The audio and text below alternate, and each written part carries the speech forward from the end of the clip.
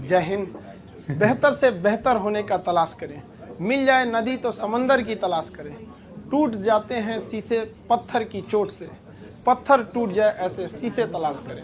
अरे वाह, क्या बात है, दिल खुश हो गया। कुछ कहानियों की देखिए, हमारा परिवार एक जॉइंट फैमिली में, हम लोग एक छोटे से परिवार में जन्म लिए। सब लोग एक साथ रहते थे, अंकल सबका परिवार यहाँ पे। उसमें हम लोग के मकान के भी एक कमरे थे जिसमें हम लोग रहते थे।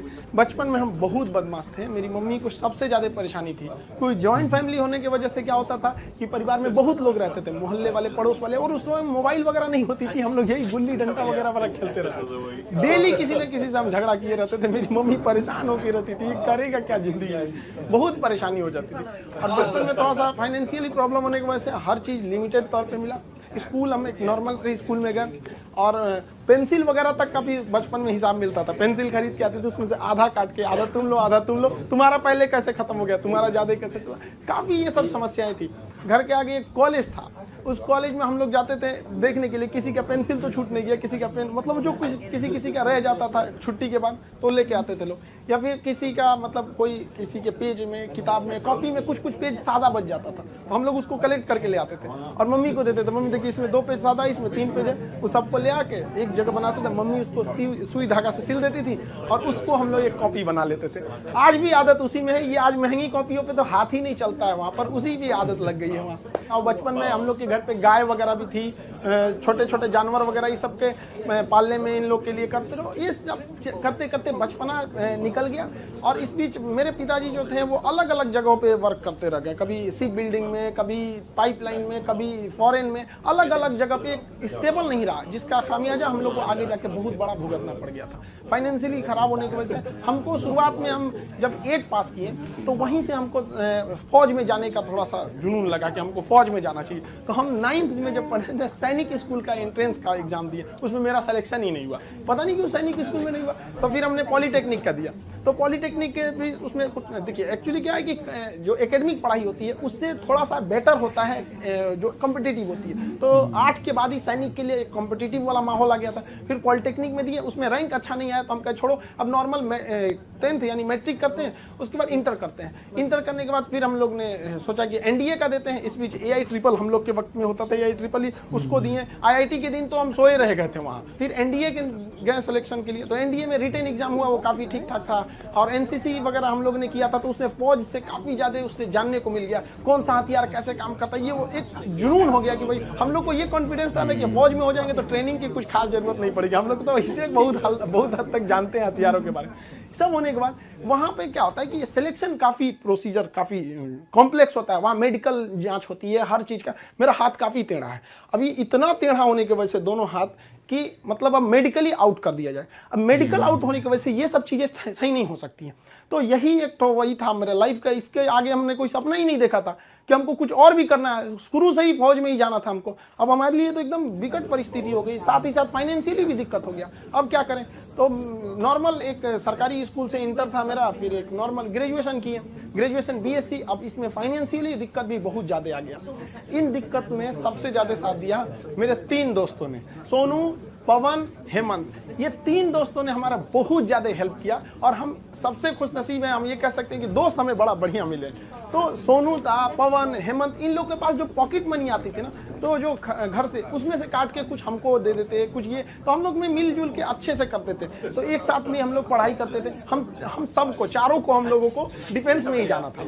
अब हम लोग ने क्या किया भाई, बाकी लोग की फाइनेंशियली ठीक थी, हेमंत की भी सही नहीं थी, तो वो सेल्फ डिपेंडेंट था। तो हेमंत ने कहा कि काम करो भाई, चलो तुम भी को टीचिंग में ले आते हैं। तो उसने क्या किया, हमको एक होम ट्यूशन के पास ले गया पढ़ाने के लिए। होम ट्यूशन, अब वो हम लोग को बच्चों को उतना पढ़ाने का आइडिया नहीं, बस उसको लड़का बहुत पढ़ने में कमजोर था और उसको होम ट्यूशन पढ़ाया गया ना, स्कूल में बहुत अच्छा टॉप पे आ गया वो। उसके घर वाले काफी खुश हुए सब, और वो बहुत अच्छा सा पढ़ रहा था।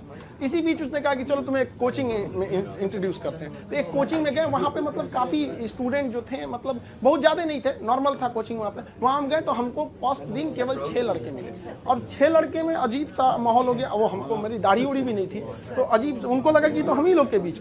तो हम 6 बच्चे को पढ़ाए। हमको भी खुद एम्बेरस फील हो रहा था कि ये लोग हमको उस तरह से देख क्यों नहीं रहे हैं। अब उसको 6 लड़कों से अगले दिन वो 50 हो गए, फिर 100, 150, इतना तेज बढ़ने लगा।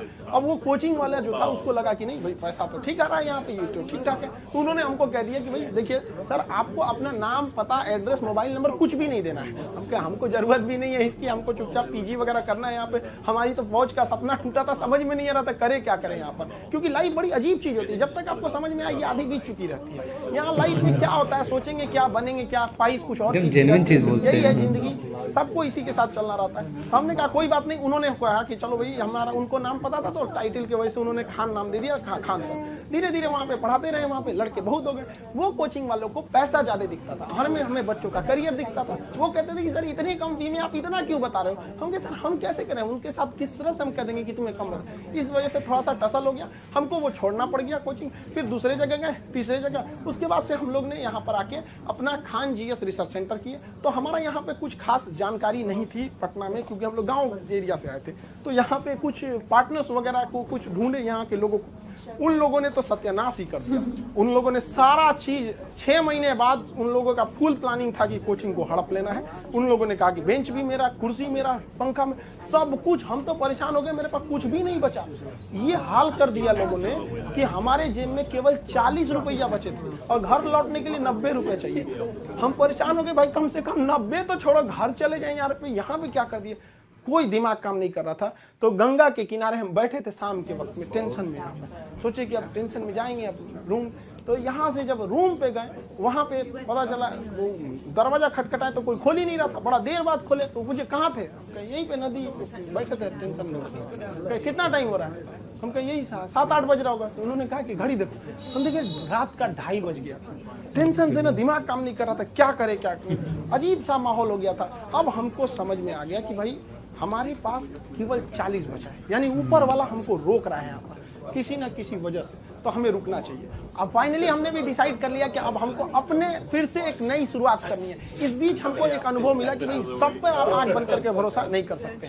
अब टीचर और स्टूडेंट का एक रिलेशन भारत में बहुत बेहतरीन है, ये आदि काल से देखा जाता है। तो हमने क्या किया ना, अब कोचिंग्स में ना स्टूडेंट्स जो थे, बहुत जो पुराने थे, जिनका मान के चलिए कहीं जॉब हो गया, अभी ज्वाइनिंग लेटर का वेट कर रहे हैं, ऐसे तो उन लोगों को रखे भाई देखो हम लोग को फिर से शुरुआत करनी है, क्योंकि ऐसे हम लोग छोड़ नहीं सकते। क्योंकि यहाँ पे क्या हो गया कि कोचिंग एक इंडस्ट्री बन चुका है, लोग इसको इनकम सोच रहे हैं। अब हम लोग आंख में इसलिए खटकते थे, हम लोग के लिए पैसे मायने नहीं रखते थे, लड़कों का पढ़ाई मायने रखता था। तो प्रॉब्लम तो सबको हो रही थी, तो हम लोगों को ये शुरुआत करनी थी। अब शुरुआत किए कैसे तैसे, थोड़ा बहुत पैसे से स्टार्ट किए लोग। अब वहाँ पे क्या है कि जो गरीब है पैसे मत दो भैया, विकलांग हो मत दो, कभी कोई इस तरह से जोर नहीं दिया गया। इस वजह से ही फाइनेंशियल प्रॉब्लम है। अगर अदरवाइज में आदमी पैसे के पीछे पड़ा रहता तो कोई प्रॉब्लम नहीं था। इस बीच हमारे कोचिंग पे बम चल गया, तब तोड़ बम चल रहा है। हमको अजीब सा लग गया कि भाई हम कोचिंग में है कि बॉर्डर पे खड़े हैं, हमारा सपना तो नहीं पूरा हो गया, हम फौज में आ गए। नीचे देख रहे पूरा अफरा तफरी मचा हुआ है बम से। इतनी तबाही हो गई, हमको मतलब एकदम लास्ट में आ गए कि हमको अभी लगता है यहाँ से छोड़ देना पड़ेगा। फिर लड़कों ने कहा कि सर आप हाँ हिम्मत मत हारिए। हमारे कोचिंग में, हमारा जो कैंपस है इसके अगल बगल में 17 कोचिंग है, सबका शटर बंद हो गया, सब लोग भाग गए। लोग हम लोग अकेले, भाई कम से कम कोई पूछते भी आता तो कम से कम एक सहानुभूति लगती है। लेकिन लड़के आए, लड़कियां तक आई कि सर कोई बात नहीं आप खोलिए, हम लोग चल पढ़ेंगे लोग, यहाँ कितनों बम चले यहाँ पे। तो हम क्या किए, पूरे कैंपस में मेरे कोचिंग पे सुबह में बम चला था, शाम वाले बैच में पूरे फुल प्लेजेड से स्टूडेंट आए थे। और जो बच्चे पढ़ रहे थे उसके अगले बैच के बच्चे नीचे खड़े होकर कह रहे थे कि अगर बम चलेगा तो पहले हमारे ऊपर बम चलेगा, कोचिंग को कुछ नहीं होने देंगे। बहुत हेल्प हुआ हमको यहाँ पर, बच्चों ने हमको बहुत ज्यादा सपोर्ट किया। और धीरे धीरे ऊपर वाला सबको देखते रहता है, क्योंकि हम दूसरे के सीसीटीवी कैमरे से बच सकते हैं, ऊपर वाले के सीसीटीवी कैमरे से नहीं बच सकते। और ऊपर अचानक साथ मिला, सारे बच्चे देखते देखते हमने बच्चों के लिए लाइब्रेरी भी डाला, वो पटना का सबसे बड़ा लाइब्रेरी हो गया। फिर कोचिंग बड़ा हो गया, सब कुछ सही हो गया, लड़कों का रिजल्ट आने लगा, सारे लड़के खुश हो गए। और खास करके उस बैच के लड़के जो पढ़ रहे थे और जिनके पास बम्बार्डमेंट हुई थी, वो भी उनके लिए पहला अनुभव था। सब डर गए थे कि आखिर क्या होगा। अब देखते देखते सब कुछ सही हो गया। तब तक अचानक बीच में आ गया कोरोना, और कोरोना ने लॉकडाउन किया और सब चीज घर के अंदर हो गया। और हम लोग के लिए एकदम नया अनुभव।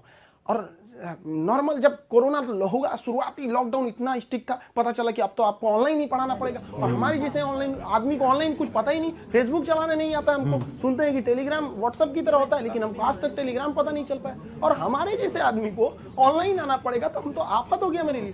तो हमारे गाँव में मेरा दोस्त था, उसकी फोटोकॉपी की दुकान थी, छोटी सी शॉप थी फोटोकॉपी की। अब आप समझ सकते हैं फोटोकॉपी की दुकान पे क्या इंफ्रास्ट्रक्चर, कितनी बड़ी बिल्डिंग तो होगी नहीं, छोटा सा जगह था। अब वो शटर सामने थी, शटर गिराते थे लोग, एक लकड़ी का पलाई बनाए, उस पर पढ़ाना चालू किए। पता चला सामने से पुलिस की गाड़ी जाती थी, तो शटर के अंदर हम लोग पड़े हैं, पसीना हो रहा है, वैसे पुलिस का सायरन आ रहा है, आवाज आ रहा है। लड़के कह रहे सर कैसे वीडियो बना रहे, कहाँ से बना रहे, ना लाइट सही है ना आवाज सही है। तो भाई हमको यही है जो मेरा सारा सेटअप, जो पढ़ाने का इंस्ट्रूमेंट होता है, जो पीछे पैनल लगे होते हैं पढ़ाने के लिए, वो सारा पटना में रह गया। और हमारे गाँव में ऐसी व्यवस्था नहीं थी, हम क्या करें। और जो 2020 का लॉकडाउन था, बहुत ही स्ट्रिक्ट लॉकडाउन था, तो उस लॉकडाउन में हमको आना था पटना, कैसे भी आने का कोई साधन नहीं था। तो हम ट्रक के क्लीनर बन के आए थे, खलासी जो होता है, ऐसे गंजी पहन के गमछा बांध लिए थे, चलो चलो चलो, ऐसे क्लीनर बन के आए यहाँ पे, खुद ही लोड किए, सब कुछ किए और लेके जाए। अब स्टूडियो कैसे बनता है भाई पता ही नहीं, तो 2 ठो बांस लाए, ऊपर बांस लगाए, उसमें ट्यूबलाइट को रस्सी से बांध के बना दिए और वैसे ही पढ़ाना चालू किया लोगों को। अब वहाँ मेरे पास हर साधन आ गए पढ़ाने वाला, अब लोगों को समझ में आने लगा, धीरे धीरे धीरे धीरे लोग पसंद करने लगे यहाँ पे। हाँ ये बात सही है। अब हमारे एक दिल्ली के हमारे एक मित्र हैं मिश्रा जी, उन्होंने सारा सेटअप किया कि ये कैमरा ठीक रहेगा, ये लाइटिंग ठीक रहेगी, ऐसे ऐसे सही रहेगा। उन्होंने बहुत बेहतर काम कर दिया, मेरे लिए अच्छा हो गया। अब इस बीच अब लड़कों का कोर्स चालू करने के लिए एप्लीकेशन बनाने लगे, तो धीरे धीरे धीरे धीरे लड़के एप्लीकेशन पे देखने लगे, यूट्यूब पे। और हमको तो आज तक समझ में नहीं आया कि यूट्यूब पर एजुकेशन के फील्ड को हम ऐसे देखते हैं कि वो लोग भी कमेंट करते हैं कि सर हमारा किसी जनरल कंपटीशन, हम किसी कंपटीशन की तैयारी नहीं करते हैं, ना ही हमको कोई एग्जाम से मतलब है, फिर भी हम देखते हैं। हमको इस बात की इतनी खुशी होती है, इसलिए नहीं कि वो हमारा वीडियो देखते हैं, इसलिए कि जो लोग पढ़ाई छोड़ दिए हैं उनको भी इस बात का अफसोस है कि हमने पढ़ाई क्यों छोड़ा। और ये कंफर्म है कि वो अपने बच्चों को या समाज को आगे पढ़ने के लिए जरूर करेंगे। और इस देश को जो पीछे गया है उसको आगे ले जाने का एकमात्र रास्ता है शिक्षा, क्योंकि शिक्षा जिसके पास रहेगी वो कभी किसी से नहीं डर सकता है, अपने अधिकार के लिए खड़ा रहेगा। तो काफी खुशी होने लगी। लेकिन ऑनलाइन का हमको बहुत ज्यादा आइडिया नहीं लगा, तो धीरे धीरे धीरे धीरे क्या हुआ, संघर्ष आगे बढ़ा। अब होता क्या है कि लाइफ में कभी इंसान कोई लिफ्ट की तरफ बढ़ जाता है तो उसको काफी खुशी होती है, अरे बाप रे बहुत ऊंचाई पे आ गया। लेकिन जो सीढ़ियों की तरफ बढ़ता है ना, ऊपर जाके उसको एक थकान होती है, लेकिन दिल से एक सुकून भी मिलता है कि मेहनत से बढ़े, तो उसके लिए ऊंचाई बहुत मायने नहीं रखती है। तो जो लोग देखिएगा ना उतराने लगते हैं, अहंकार कर देते हैं, तो समझो लिफ्ट से बढ़ा है। जीवन में कभी सीढ़ी से गए अहंकार तो करना ही नहीं चाहिए यहाँ पर, सीढ़ी से जाना, दूसरे की बुराई करनी चाहिए। दूसरे की बुराई से कोई फायदा नहीं मिलता है, आपस में मिलजुल कर रहना चाहिए। बुझ जाते हैं कभी दिए तेल की कमी से भी, हर बार कसूर हवाओं का नहीं होता। आखिर में हम आप सबसे यही कहना चाहेंगे कि ये दुख, ये दर्द, ये गम, ये सब तेरे अंदर है। तू खुद के बनाए पिंजरे से बाहर निकल के देख, तू अपने आप में एक सिकंदर है। क्या बात।